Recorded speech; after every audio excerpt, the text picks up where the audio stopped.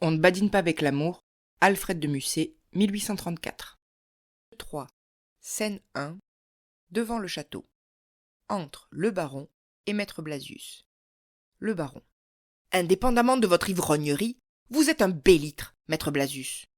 Mes valets vous voient entrer furtivement dans l'office, et quand vous êtes convaincu d'avoir volé mes bouteilles de la manière la plus pitoyable, vous croyez vous justifier en accusant ma nièce d'une correspondance secrète? Maître Blasius. Mais, monseigneur, veuillez vous rappeler. Le baron. Sortez, monsieur l'abbé, et ne reparaissez jamais devant moi. Il est déraisonnable d'agir comme vous le faites, et ma gravité m'oblige à ne vous pardonner de ma vie. Il sort.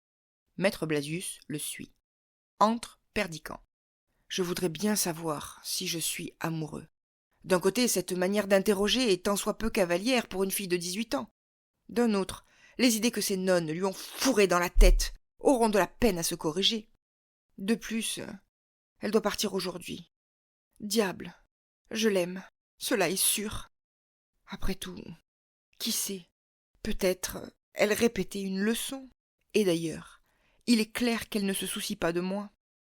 D'une autre part, elle a beau être jolie, cela n'empêche pas qu'elle ait des manières beaucoup trop décidées et un ton trop brusque. Je n'ai qu'à n'y plus penser. Il est clair que je ne l'aime pas.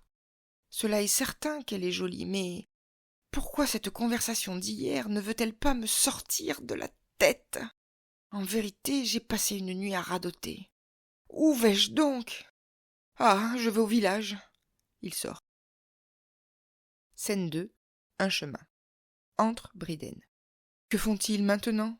Hélas, voilà midi. Ils sont à table. Que mangent-ils? Que ne mangent-ils pas? J'ai vu la cuisinière traverser le village avec un énorme dindon. L'aide porter les truffes avec un panier de raisins. Entre Maître Blasius. Maître Blasius. Oh, disgrâce imprévue, me voilà chassé du château. Par conséquent, de la salle à manger. Je ne boirai plus le vin de l'office. Maître Briden. Je ne verrai plus fumer les plats. Je ne chaufferai plus au feu de notre cheminée mon ventre copieux. Maître Blasius. Pourquoi une fatale curiosité m'a-t-elle poussé à écouter le dialogue de dame Pluche et de la nièce? Pourquoi ai-je rapporté au baron tout ce que j'ai vu? Maître Briden. Pourquoi un vain orgueil m'a-t-il éloigné de ce dîner honorable où j'étais si bien accueilli? Que m'importait d'être à droite ou à gauche? Maître Blasius. Hélas, j'étais gris, il faut en convenir lorsque j'ai fait cette folie. Maître Briden. Hélas, le vin m'avait monté à la tête quand j'ai commis cette imprudence. Maître Blasius. Il me semble que voilà le curé. Maître Briden. C'est le gouverneur en personne. Maître Blasius. Oh, monsieur le curé, que faites-vous là? Maître Briden. Moi? Je vais dîner. N'y venez-vous pas? Maître Blasius. Pas aujourd'hui, hélas. Maître Briden, intercédez pour moi. Le baron m'a chassé. J'ai accusé faussement mademoiselle Camille d'avoir une correspondance secrète.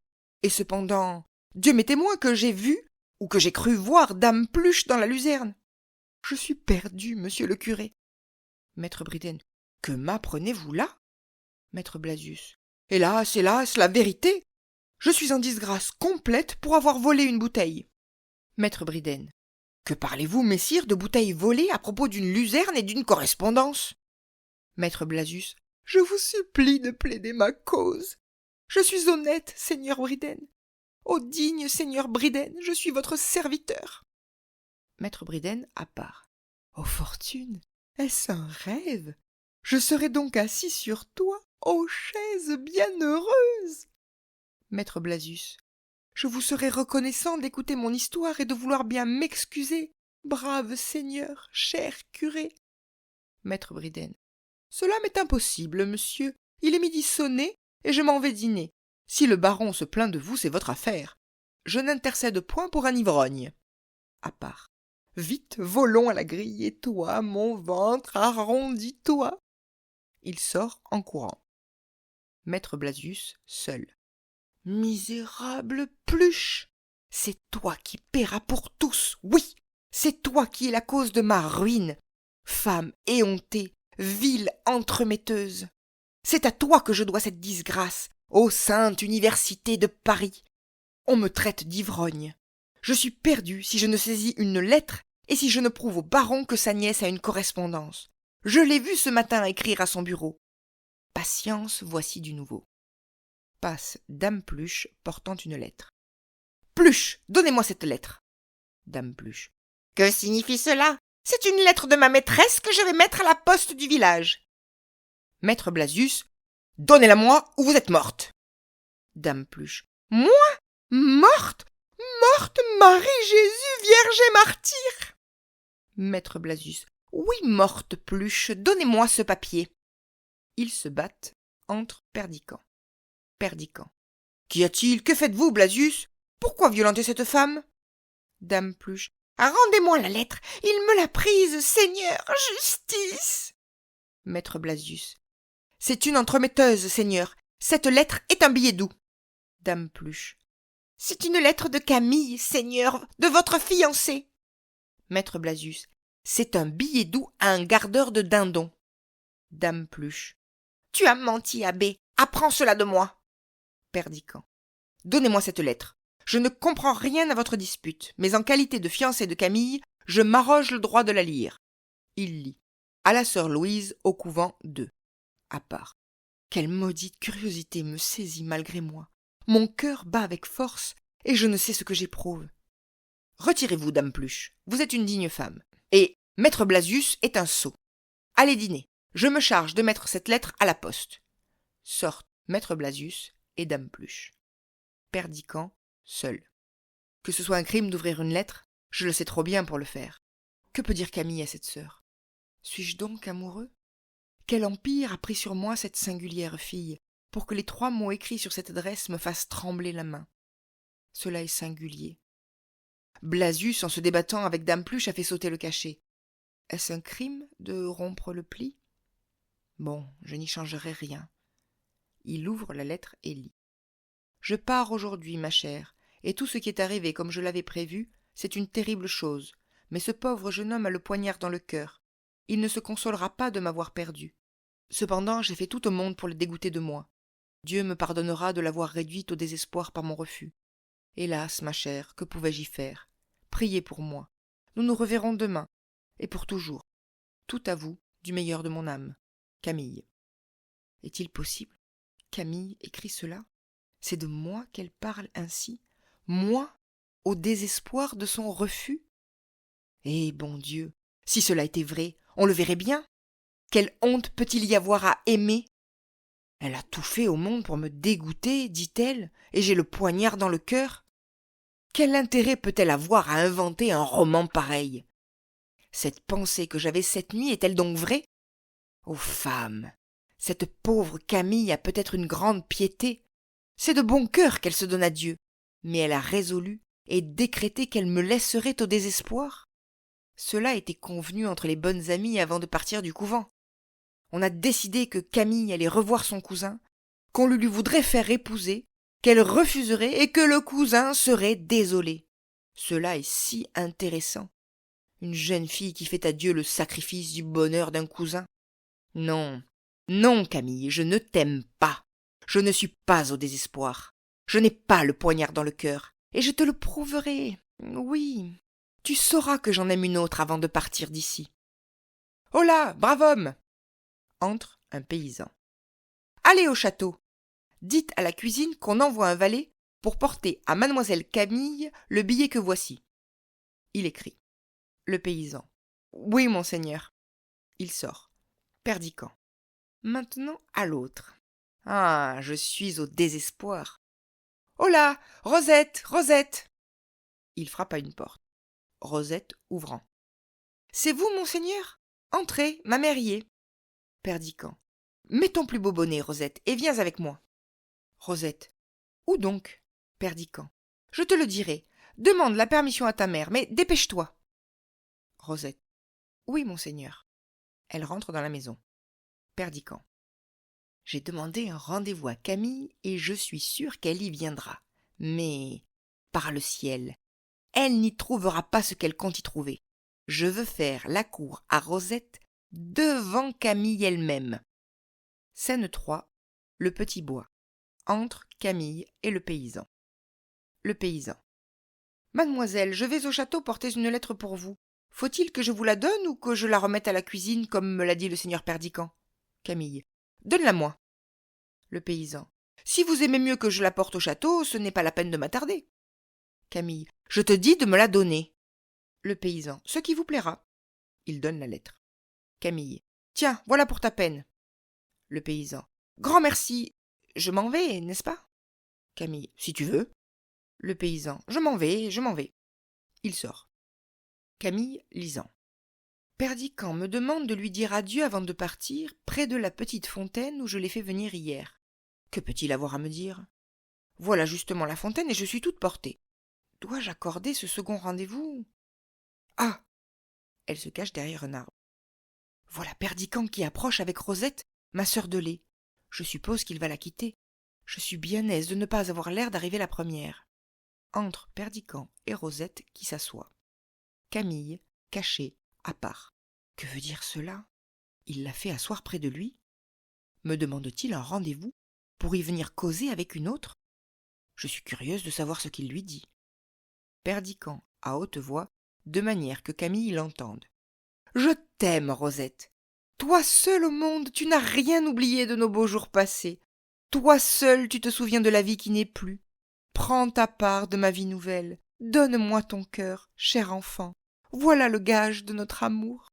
Il lui pose sa chaîne sur le cou. Rosette. Vous me donnez votre chaîne d'or? Perdican. Regarde à présent cette bague. Lève-toi et approchons-nous de cette fontaine. Nous vois-tu tous les deux dans la source, appuyés l'un sur l'autre? Vois-tu tes beaux yeux près des miens, ta main dans la mienne? Regarde tout cela s'effacer. Il jette sa bague dans l'eau. Regarde comme notre image a disparu. La voilà qui revient peu à peu. L'eau qui s'était troublée reprend son équilibre. Elle tremble encore. De grands cercles noirs courent à sa surface. Patience, nous reparaissons. Déjà je distingue de nouveau tes bras enlacés dans les miens. Encore une minute, et il n'y aura plus une ride sur ton joli visage. Regarde, c'était une bague que m'avait donnée Camille. Camille, à part. Il a jeté ma bague dans l'eau. Perdican. Sais-tu ce que c'est que l'amour, Rosette? Écoute, le vent se tait, la pluie du matin roule en perles sur les feuilles séchées que le soleil ranime. Par la lumière du ciel, par le soleil que voilà, je t'aime. Tu veux bien de moi, n'est-ce pas? On n'a pas flétri ta jeunesse, on n'a pas infiltré dans ton sang vermeil les restes d'un sang affadi. Tu ne veux pas te faire religieuse. Te voilà jeune et belle, dans les bras d'un jeune homme. Ô Rosette, Rosette, sais-tu ce que c'est que l'amour? Rosette. Hélas, monsieur le docteur, je vous aimerai comme je pourrai. Perdican. Oui, comme tu pourras. Et tu m'aimeras mieux, tout docteur que je suis et toute paysanne que tu es, que ces pâles statues fabriquées par les nonnes qui ont la tête à la place du cœur et qui sortent des cloîtres pour venir répandre dans la vie l'atmosphère humide de leurs cellules. Tu ne sais rien. Tu ne lirais pas dans un livre la prière que ta mère t'apprend, comme elle l'a apprise de sa mère. Tu ne comprends même pas le sens des paroles que tu répètes quand tu t'agenouilles au pied de ton lit. Mais tu comprends bien que tu pries, et c'est tout ce qu'il faut à Dieu. Rosette. Comme vous me parlez, monseigneur. Perdican. Tu ne sais pas lire, mais tu sais ce que disent ces bois et ces prairies, ces tièdes rivières, ces beaux champs couverts de moissons, toute cette nature splendide de jeunesse. Tu reconnais tous ces milliers de frères, et moi pour l'un d'entre eux. Lève-toi, tu seras ma femme, et nous prendrons racine ensemble dans la sève du monde tout-puissant. Il sort avec Rosette. Scène 4. Entre le cœur. Il se passe assurément quelque chose d'étrange au château. Camille a refusé d'épouser Perdican. Elle doit retourner aujourd'hui au couvent dont elle est venue. Mais je crois que le seigneur son cousin s'est consolé avec Rosette. Hélas, la pauvre fille ne sait pas quel danger elle court en écoutant les discours d'un jeune et galant seigneur. Dame Pluche, entrant.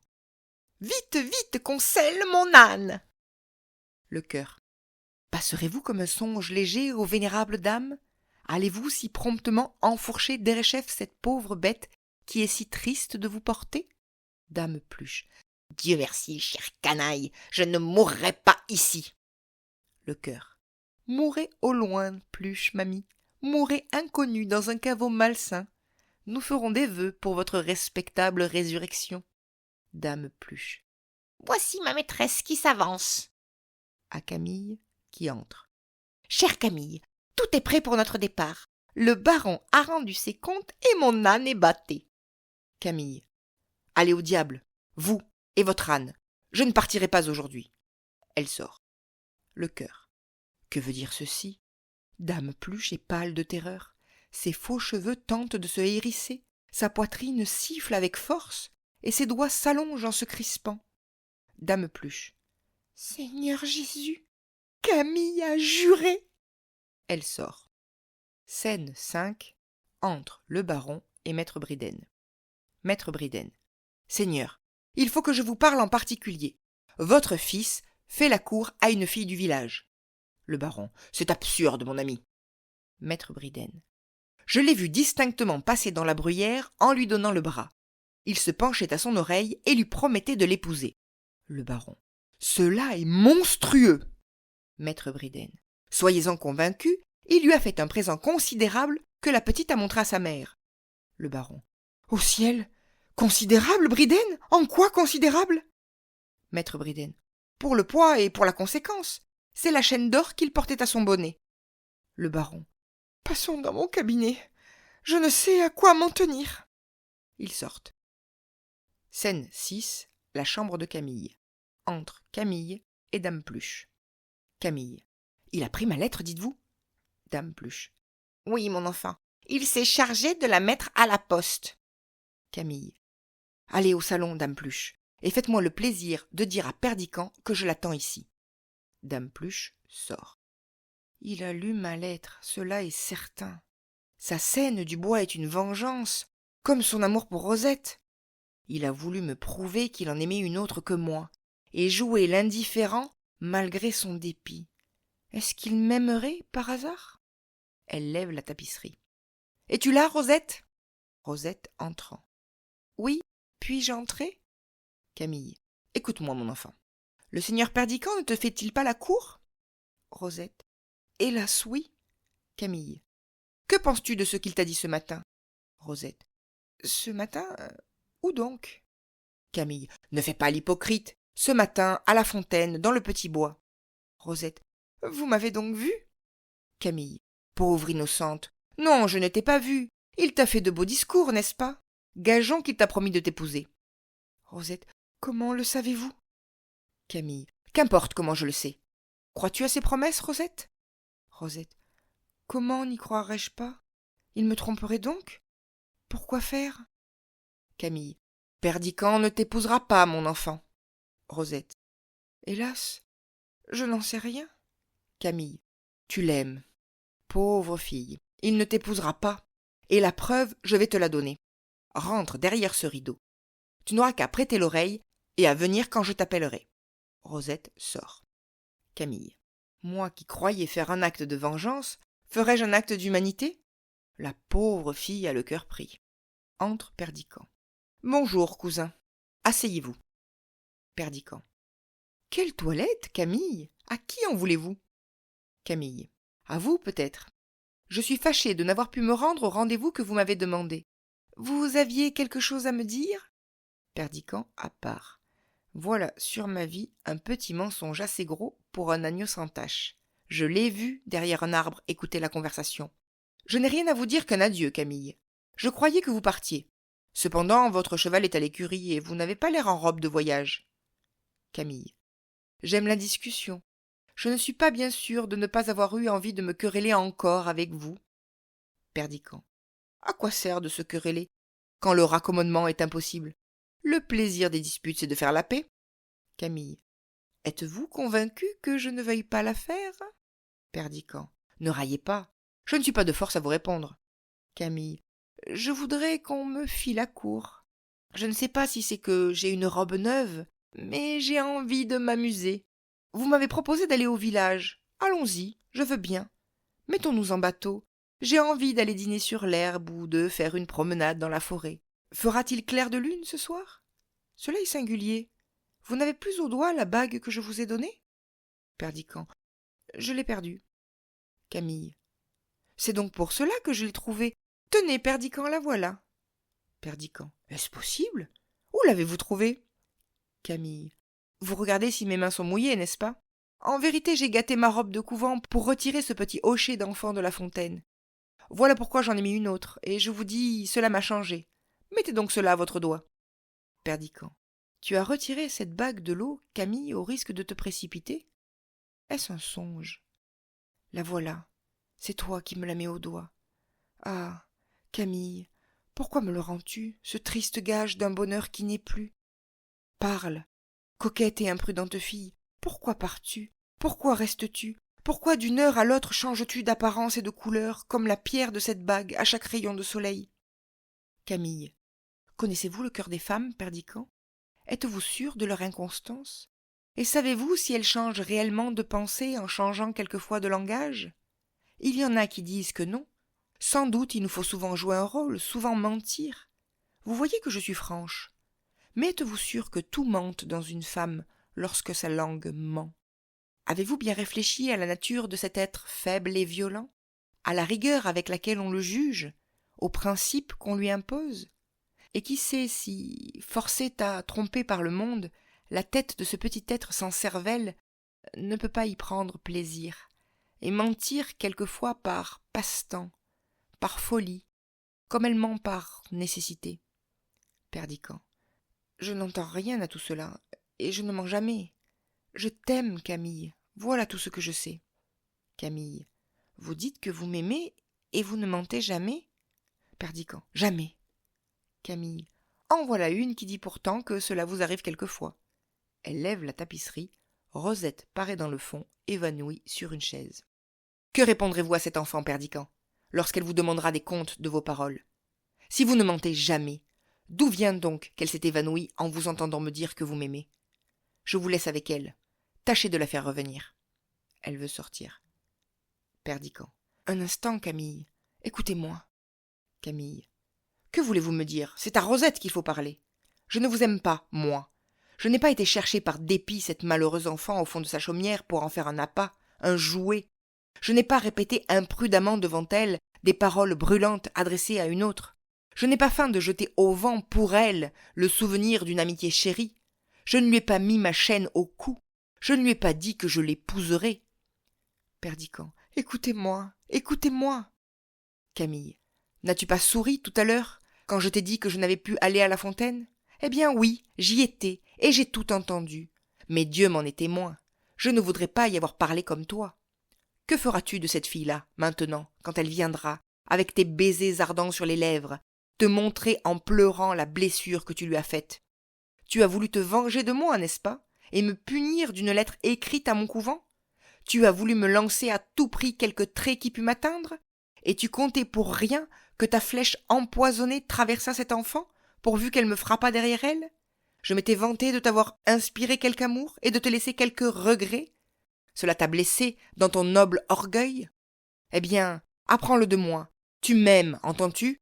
Mais tu épouseras cette fille, ou tu n'es qu'un lâche. Perdican. Oui, je l'épouserai. Camille. Et tu feras bien. Perdican. Très bien. Et beaucoup mieux qu'en t'épousant toi-même. Qu'y a-t-il, Camille? Qui t'échauffe si fort? Cet enfant s'est évanoui. Nous la ferons bien revenir. Il ne faut pour cela qu'un flacon de vinaigre. Tu as voulu me prouver que j'avais menti une fois dans ma vie? Cela est possible. Mais je te trouve hardi de décider à quel instant. Viens, aide-moi à secourir Rosette. Ils sortent. Scène 7. Entre le baron et Camille. Le baron. Si cela se fait, je deviendrai fou. Camille. Employez votre autorité. Le baron. Je deviendrai fou, et je refuserai mon consentement. Voilà qui est certain.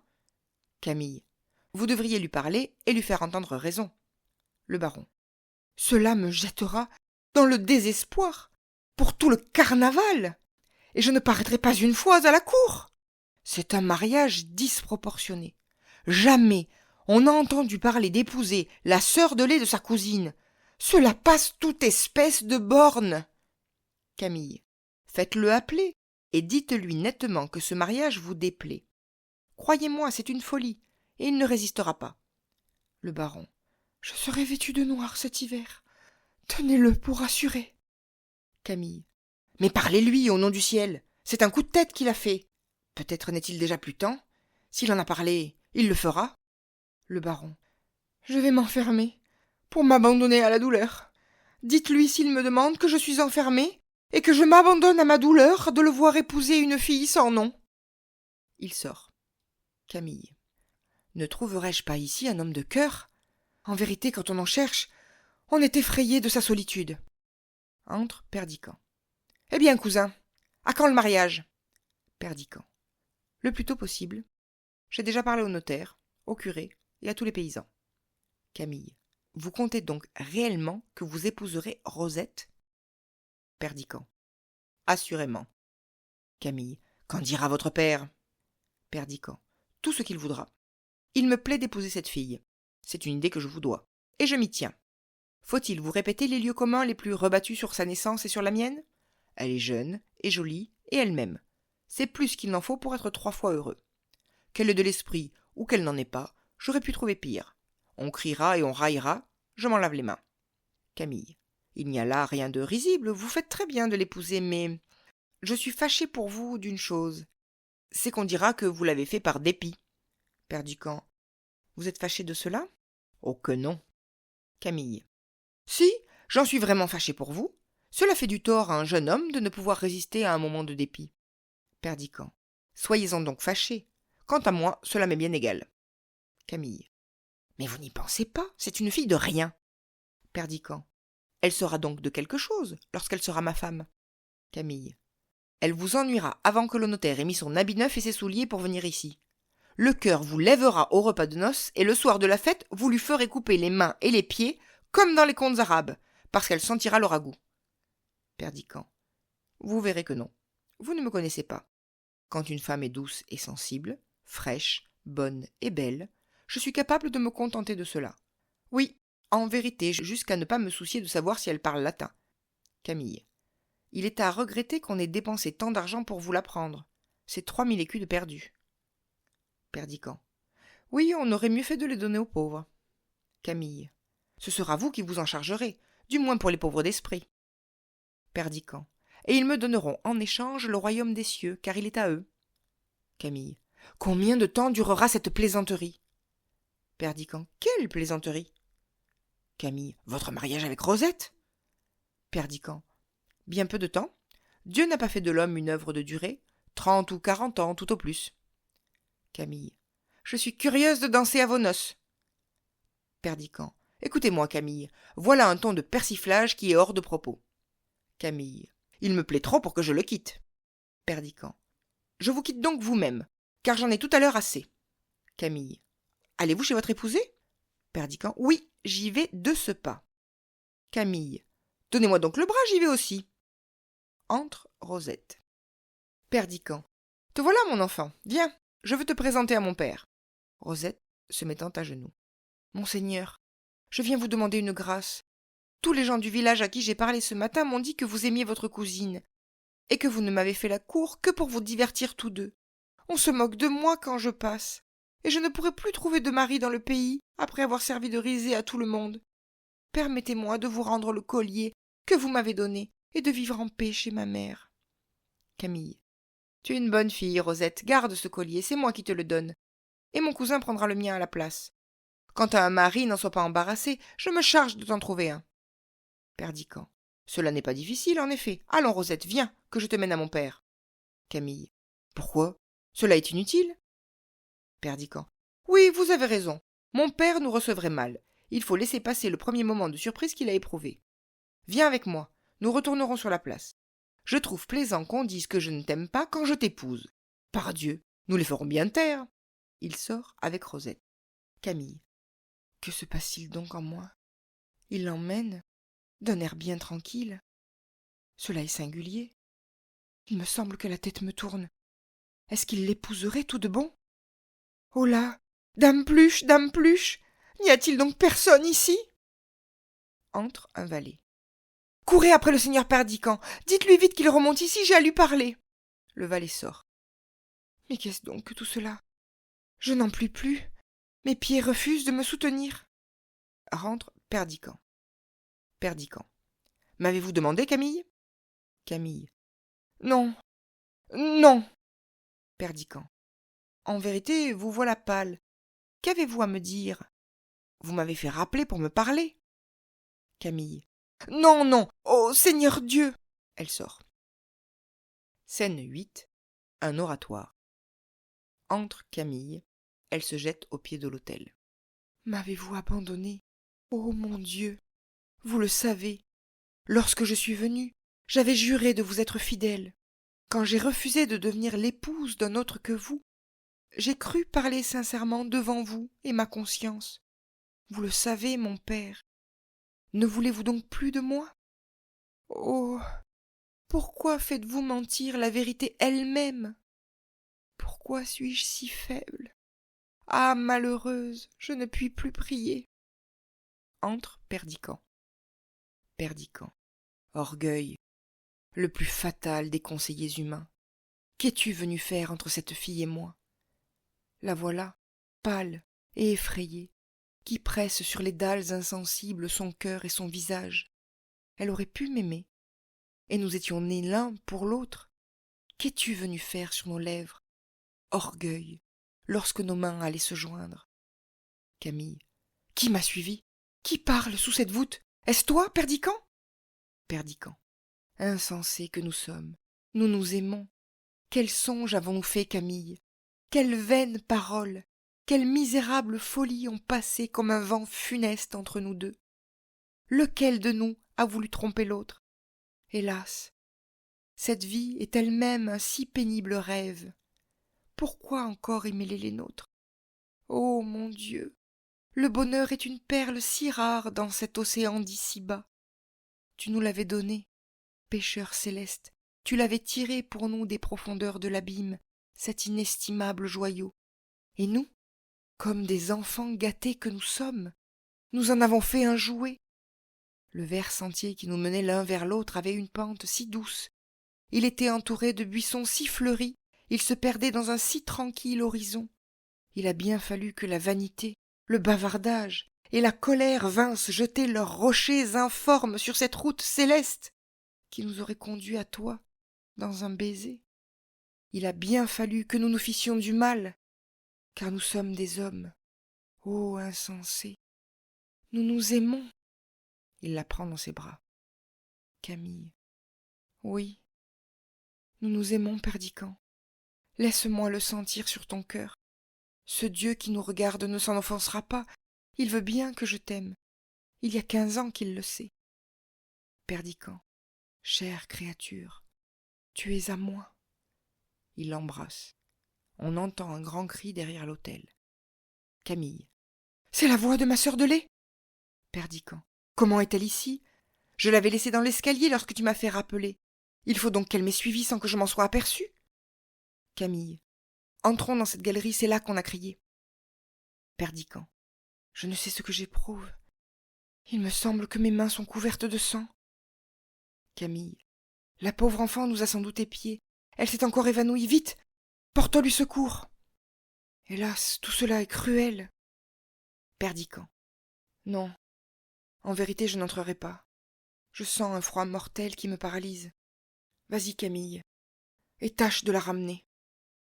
Camille sort. Je vous en supplie, mon Dieu, ne faites pas de moi un meurtrier. Vous voyez ce qui se passe. Nous sommes 2 enfants insensés. Et nous avons joué avec la vie et la mort. Mais notre cœur est pur. Ne tuez pas Rosette, Dieu juste. Je lui trouverai un mari. Je réparerai ma faute. Elle est jeune. Elle sera riche. Elle sera heureuse. Ne faites pas cela, ô Dieu.